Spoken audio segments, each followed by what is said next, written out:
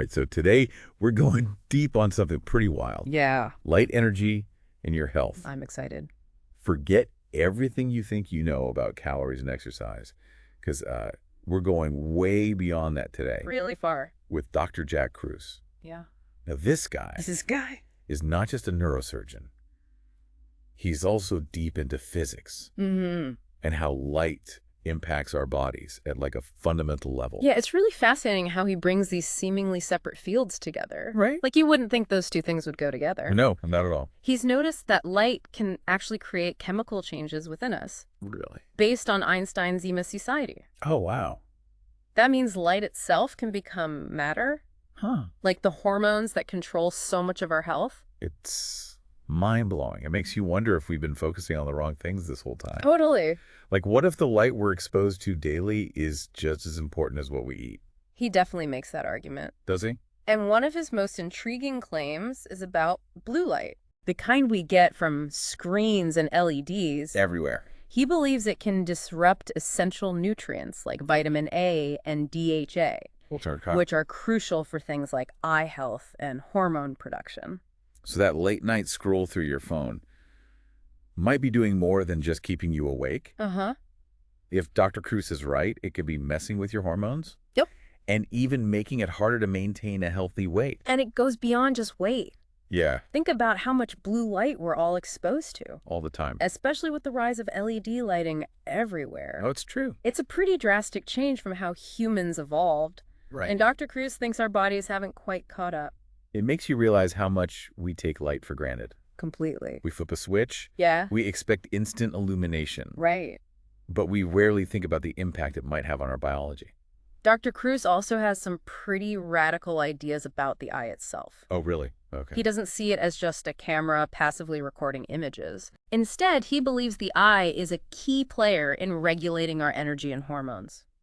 Okay, I'm hooked. How does he explain that connection? He points to the pituitary gland, The- which is like the master control center for hormones. Right.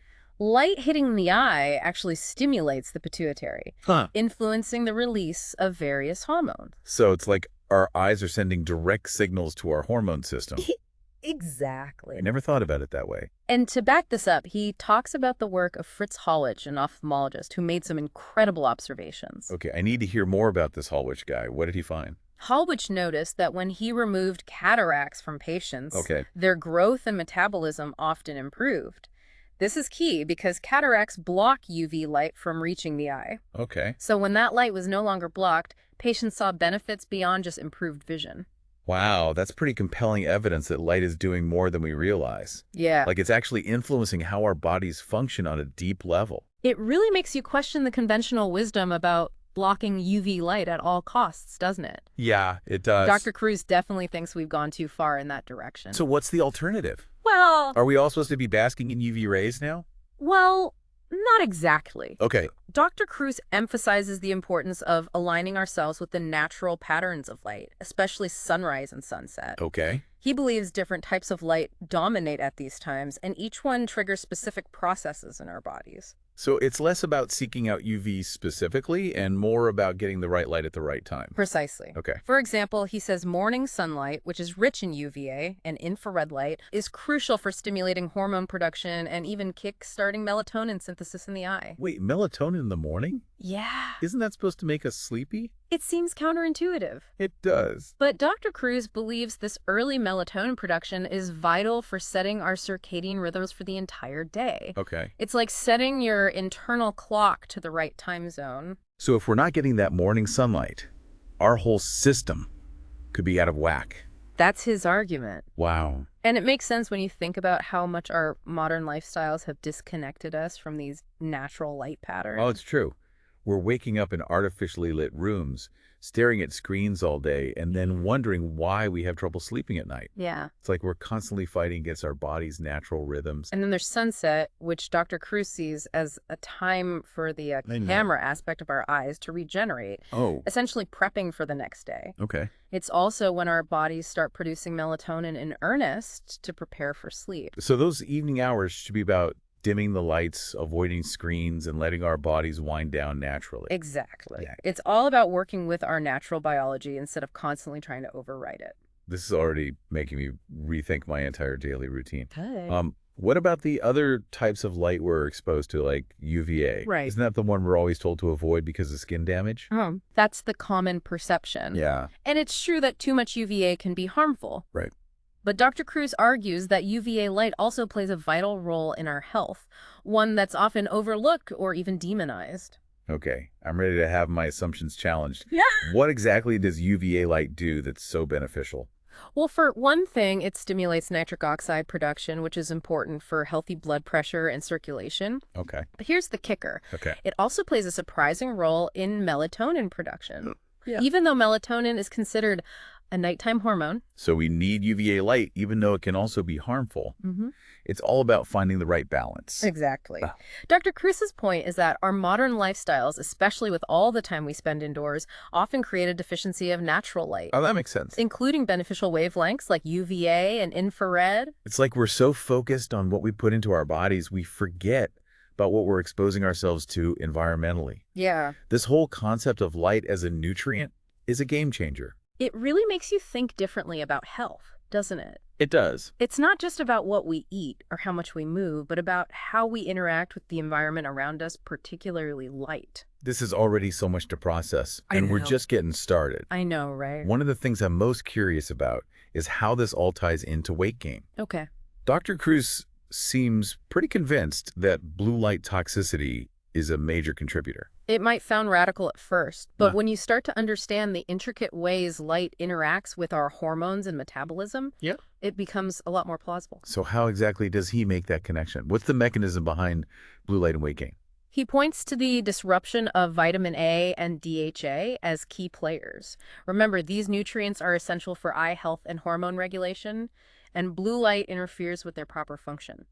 He argues that this disruption can actually mess with your hormones, leading to problems like weight gain and poor sleep. So it's not just about feeling wired at night. It's like blue light is throwing a wrench into our entire hormonal system. That's his argument. He even compares the effects of blue light toxicity to what happens when we age or when stars die. Things in the universe, he explains, tend to expand as they lose energy. He argues that our bodies do the same when bombarded with excessive blue light. They become less efficient at using energy, and that can manifest as weight gain. It's almost like we're slowly expanding because we're not processing light correctly. Yeah.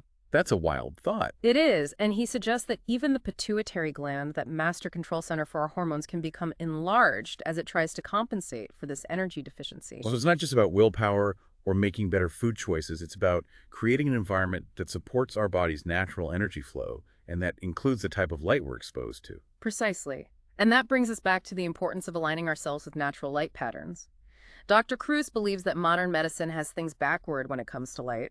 We've become obsessed with blocking out certain wavelengths like UV without fully understanding their benefits. He uses the example of implanting lenses after cataract surgery that block both UVA and UVB light. I can see how someone might think that's the safest approach. Block out all the potentially harmful stuff. But it sounds like he's saying we might be inadvertently depriving ourselves of something essential. Yes, and he even suggests that this overemphasis on blocking UV light could be contributing to the obesity epidemic. It's all starting to connect, isn't it? We're blocking out the light our bodies evolved to use and flooding ourselves with artificial light that messes with our hormones. No wonder we're seeing so many health problems. It's a compelling argument. Of course, we can't forget the conventional wisdom about UV light being dangerous. But Dr. Cruz acknowledges those risks while emphasizing the need for balance.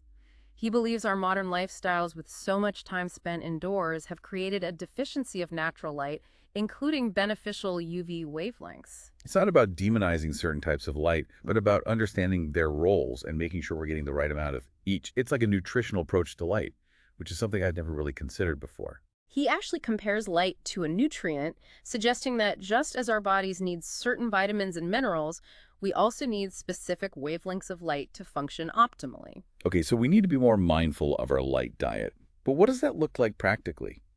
He keeps mentioning sunrise and sunset, but how do we actually align ourselves with those natural light patterns?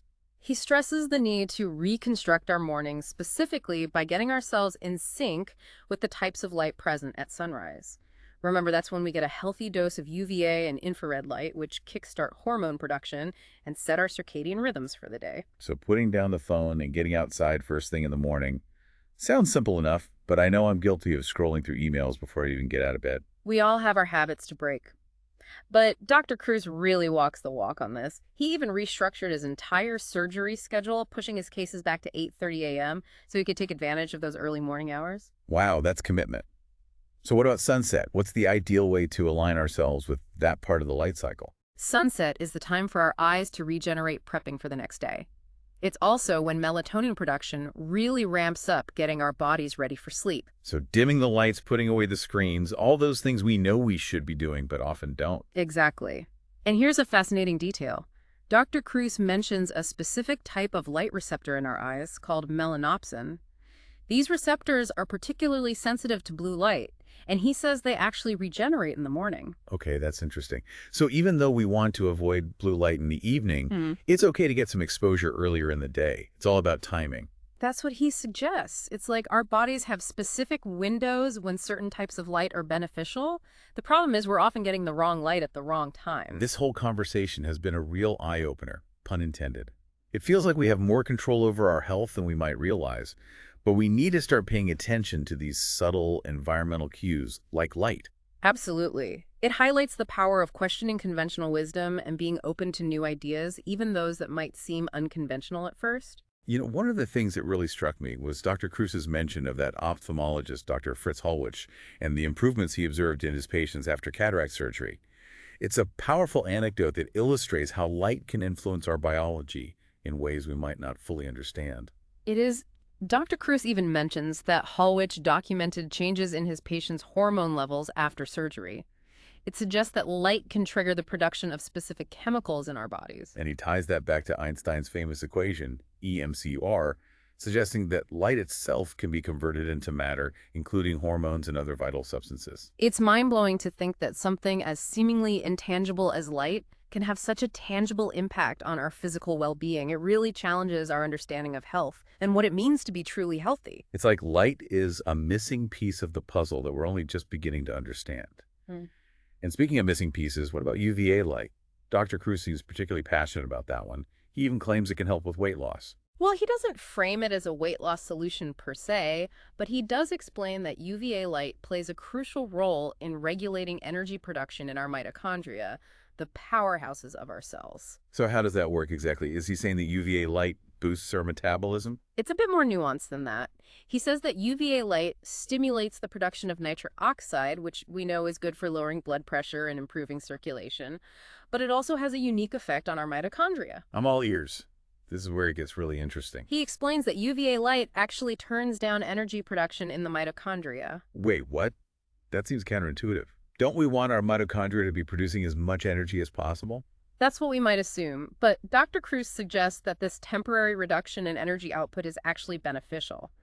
He explains that it helps to shrink the respiratory proteins in our mitochondria, making them more efficient. So it's like giving our mitochondria a tune-up, making them run smoother and more efficiently. Yeah. That's fascinating. Exactly. And he suggests that this improved mitochondrial efficiency is linked to better metabolism and ultimately better overall health. I never thought I'd be rooting for UVA light, but he's making a pretty convincing case. It's amazing how much we're still learning about something as fundamental as light. It is. And Dr. Cruz emphasizes that UVA light is particularly important for hormone regulation. He mentions that it actually turns off hormone production in our blood plasma. I remember that. He contrasted it with blue light, which he said stimulates hormone production. It's like this delicate dance between different wavelengths of light, each playing a specific role in orchestrating our hormonal symphony. Exactly. And Dr. Cruz argues that this delicate balance has been disrupted by our modern lifestyles. Too much blue light, not enough UVA and infrared light. It's a recipe for hormonal chaos. And he believes this imbalance is at the root of many modern health issues. Weight gain, hormonal imbalances, sleep disorders, it all seems to tie back to light. That's his contention. And it raises the question, what can we do about it? If light plays such a powerful role, how can we optimize our exposure to promote better health? That's the million-dollar question. Mhm. He talked about aligning ourselves with sunrise and sunset. But what about other practical steps? Well, he's a big advocate for grounding, which involves spending time barefoot on the earth. He explains that the Earth's surface has a negative charge, and when we make direct contact with it, we absorb those electrons. This, he argues, helps to neutralize free radicals in our bodies. So it's like an antioxidant boost from the earth itself. Hmm. I've heard of grounding before, but I never really understood the science behind it. It's a fascinating concept. And Dr. Kreutz suggests that grounding can enhance our ability to utilize light energy effectively. So something as simple as walking barefoot outside could be a powerful way to improve our health. It all ties back to this idea of connecting with nature and aligning ourselves with the Earth's natural rhythms. Exactly. He also recommends taking advantage of infrared light sources like saunas. I love saunas. So they're not just good for relaxation, but also for boosting our health at a cellular level. According to Dr. Kreutz, yes. He explains that infrared light penetrates deep into our tissues, stimulating cellular repair and detoxification. It's like giving our cells a warm, rejuvenating hug. Exactly. And he even mentions the traditional practices of the Finnish and Scandinavians who frequently use heated pools and saunas, suggesting that they might have intuitively understood the benefits of infrared light long before modern science caught up. It's fascinating how ancient wisdom often aligns with modern scientific discoveries. Okay, so we've got grounding saunas, aligning ourselves with sunrise and sunset. What other practical tips does Dr. Kreutz offer? He stresses the importance of getting enough UVA light, even recommending a specific brand of swimwear that allows for UV penetration. Okay, that might be a little too hardcore for me, but I get his point. It's about finding ways to safely increase our exposure to natural sunlight, especially in the morning. Exactly. And he acknowledges that this might require some adjustments to our modern lifestyles. It's a shift in mindset, isn't it? We're so used to thinking about health in terms of what we eat and how much we exercise. But this introduces a whole new dimension. The idea that light itself can be a powerful force for healing and well-being. And that's an empowering realization. It means we have more agency than we might think. We can make choices about the light we let into our lives, just like we make choices about the food we eat. This has been such an eye-opening conversation. I feel like my whole perspective on light has shifted. And we've only just scratched the surface. There's Yeah. still so much to explore when it comes to the fascinating world of light and its impact on our health. Well, I, for one, am excited to continue the journey. What about you?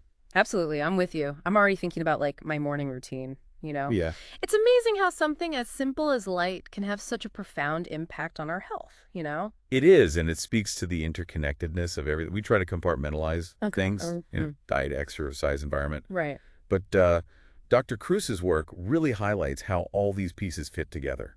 It all works together. You know, one thing that really stuck with me was his point about DHA, Yeah. the omega-3 fatty acid that's so important for brain health. He mentioned that it's highly concentrated in the retina. Yes. He actually said the retina has more DHA than any other part of the brain. It makes you wonder, like, why would our eyes need so much of this, like, brain-boosting nutrient? What's the connection? He explains that it's tied to the eye's role in setting our circadian rhythms. The clock in our eyes, the suprachiasmatic nucleus, has to run faster than all the other clocks in our body for the whole system to work properly. He used that analogy of a GPS system, right? The clock and the satellite has to be incredibly precise for the whole thing to function. Exactly. And he says DHA helps to maintain that precise timing in our eyes by facilitating a faster electrical current. It's like DHA acts as a superconductor, ensuring those signals are transmitted with lightning speed. So our eyes aren't just passively receiving light, they're actively processing it Yeah, and using it to regulate our entire internal clock system. that's right. And it makes you wonder if all those warnings about screen time are even more important than we realized. If we're constantly bombarding our eyes with blue light, especially at night, what's that doing to our circadian rhythms and our overall health? It's definitely something to think about. Yeah. It's not just about eye strain anymore. It's about disrupting these fundamental processes that keep our bodies running smoothly. And it all circles back to Dr. Kruz's assertion that modern medicine often has things backward, especially when it comes to light. Remember his point about those lenses implanted after cataract surgery that block UVA and UVB light? Yeah, it seems counterintuitive, right? You'd think we'd want as much light as possible reaching our eyes. But he argues that we evolved with those wavelengths, and they actually serve important functions. Exactly. It's almost like we're so focused on blocking potential harm that we forget about the potential benefits. And in doing so, we might be creating other problems down the line. It's like trying to fix one thing and inadvertently breaking something else. It definitely highlights the need to consider the long-term implications of our interventions and to question the assumptions behind conventional practices. Okay, so we've covered a lot of ground here. We talked about the importance of aligning ourselves with sunrise and sunset, Mm-hmm. getting enough UVA and infrared light, and even the crucial role of DHA in our eyes. Right? But what about the practical steps we can take to put all of this into action? Where do we even begin? Well, as we discussed earlier, Dr. Cruz is a big advocate for grounding. Spending time barefoot on the earth, allowing our bodies to absorb those negative electrons, can have a profound impact on our health. It's like plugging ourselves back into the Earth's natural energy grid. And it's something we can do every day, even if it's just for a few minutes. I'm definitely going to start incorporating that into my routine. Even small amounts of grounding can make a difference. He also recommends saunas as a way to increase our exposure to infrared light. That deep, penetrating warmth can stimulate cellular repair and detoxification. It's not just about relaxation. It's about boosting our health at a cellular level. I'm starting to see saunas in a whole new light. And of course, aligning ourselves with the natural light cycle is key. That means getting outside in the morning, soaking up that sunrise, and then dimming the lights and avoiding screens in the evening as our bodies prepare for sleep. It's about working with our body's natural rhythms instead of constantly fighting against them. Yep, It's a simple concept, but it's so profound when you really think about it. it is. And while it might require some adjustments to our modern lifestyles, the potential benefits are well worth it. You know, this whole deep dive has really made me rethink my relationship with light. Yeah. I used to see it as something passive, just illuminating my surroundings. But now I understand that it's this powerful force that's constantly interacting with my body, influencing everything from my hormones to my energy levels to my weight. And that realization is incredibly empowering. It puts you back in control, giving you the tools to make choices that support your health and well-being. So if you're feeling inspired to make some changes, start small.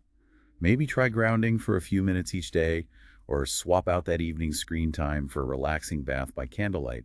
Little changes can make a big difference. And remember, this is just the beginning of the journey. There's so much more to learn about light and its incredible impact on our lives. Well, I don't know about you, but I'm feeling energized and excited to put all of this into practice. Who knew light could be so fascinating? It's a whole new world waiting to be explored. And that's the beauty of these deep dives. They open our minds to new possibilities and challenge us to see the world in a different way. Thanks for joining us on this illuminating journey into the world of light and health. We hope you've gained some valuable insights and are feeling inspired to make some positive changes in your own life. Until next time, keep exploring, keep learning, and keep shining your light.